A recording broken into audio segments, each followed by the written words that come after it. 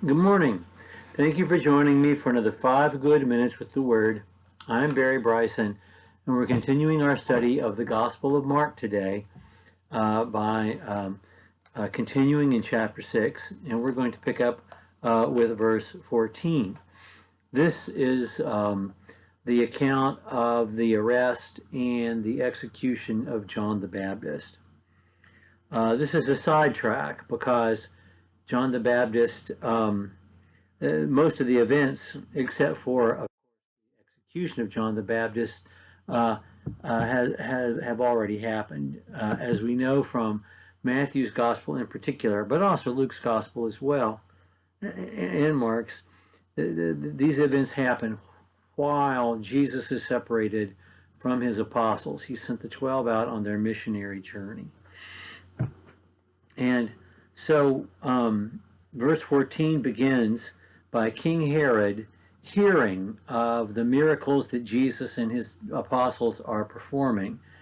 And he's afraid that John the Baptist has raised from the dead again.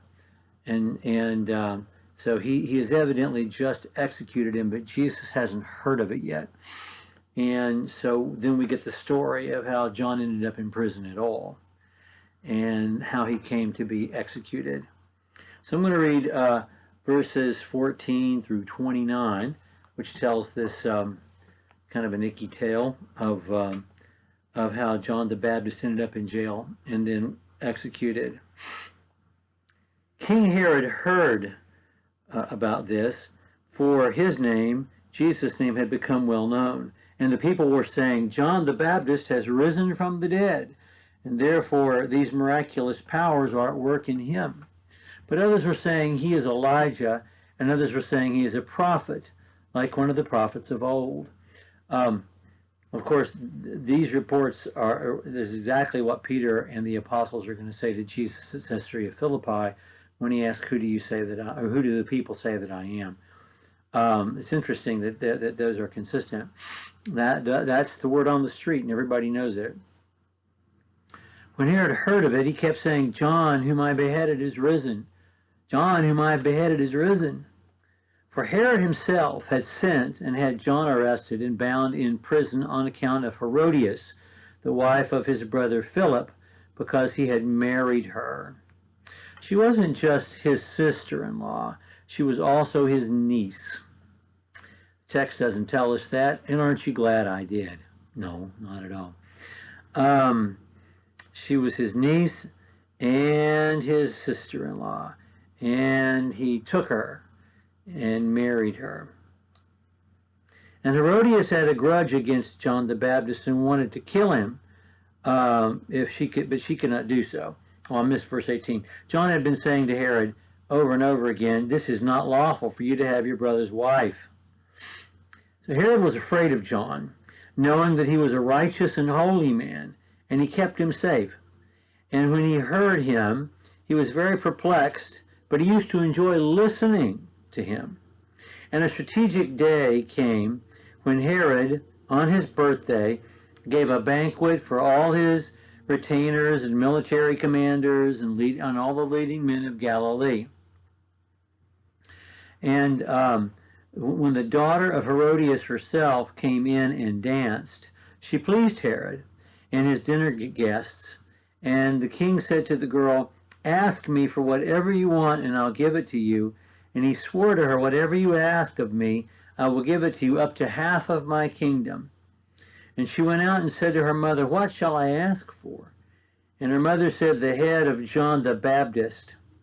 And immediately she came in haste before the king and asked, evidently in front of all of his guests, saying, I want you to give me right away the head of John the Baptist on a platter, on a serving tray. And although the king was very sorry, yet because of his oaths and because of his dinner guests, he was unwilling to refuse her. And he immediately sent an executioner and commanded him to bring back his head. And he went and beheaded him in prison, and brought his head on a platter, and gave it to the girl, and the girl gave it to her mother. And when the disciples heard about this, his disciples heard about this, they came and took away his body and laid it in a tomb. Well, there's just so much here, and there's so much that's icky here. So which Herod is this? This is Herod Antipas. He is the son of Herod the Great, the seventh son of Herod the Great, and one who survived his father. Herod killed a few of his own sons, but he didn't kill Herod Antipas. And he does not rule Judea. He rules Galilee and Perea. Galilee, and then the section on the east bank of the Jordan River, sort of across and a little farther south of Galilee. And so it's kind of catty-cornered to Galilee. His great prison is in Perea, but his residence is there in Galilee. So it's a ways away, and he takes Herodias, his niece and his sister-in-law, and marries her. And John the Baptist immediately says this is unlawful.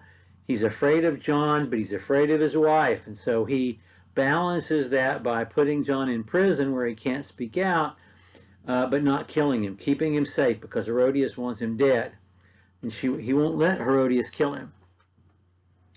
And so at this point, and he enjoys listening to John the Baptist preach.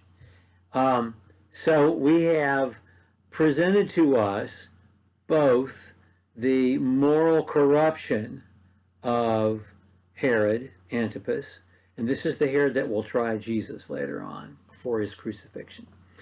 The moral corruption of Herod Antipas and the moral sense of Herod Antipas, because it matters to him, and he can perceive righteousness when he sees it, and it matters to him what John thinks, and it matters to him what John says.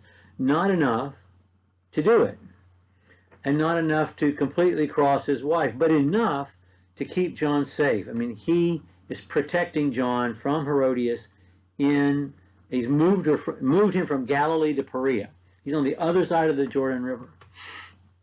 So they're having this party, this birthday party, and Salome, who was Herodias's daughter by her other husband, dances, and she's called a girl now, not a child. She's called a youth, so she's probably in her teens, and maybe even her early teens. I'm not sure that someone of her birth and affluence would marry as early as a peasant girl would, but she's in her teens. And he's not only her stepfather, he's also her uncle and her great uncle, all at the same time. And he says, in front of everybody, I'll give you half my kingdom. He's not offering her half of his kingdom because she just danced a good dance. He's paying for sexual favors from this young woman who is his stepdaughter and his niece and his great niece, all at the same time. I know it's icky. It's ickier than Woody Allen. And so she goes to her mom and says, "Mom, what should I charge stepdad to have relations with me?" And Herodias knows exactly. I want the head of John the Baptist. It's interesting that Salome adds the detail, I want it brought to me on a platter, on a serving platter. It's just an extra humiliation. And so he sends someone to do it. He doesn't want to do it. He's frightened to do it, but he does it anyway because he not only afraid of his wife, but now he would lose face in front of all of his underlings. And he's not going to do that. So he regretfully sends the executioner to the other side of the Jordan River and chops off John the Baptist's head and brings it, as he has promised. And John's disciples fetch his body and bury it. He knows who John is, and yet he kills him anyway. It just tells us that moral sense never leaves us, and yet neither does temptation. And you can't have a foot in both camps. You serve one master or the other. Well, I've taken 2 minutes and 10 minutes and 5 seconds of your time, which is more than double what I have allotted. We're going to pick up with verse 30 next time. Thank you for joining me for what is today 10 good minutes with the Word. See you next time.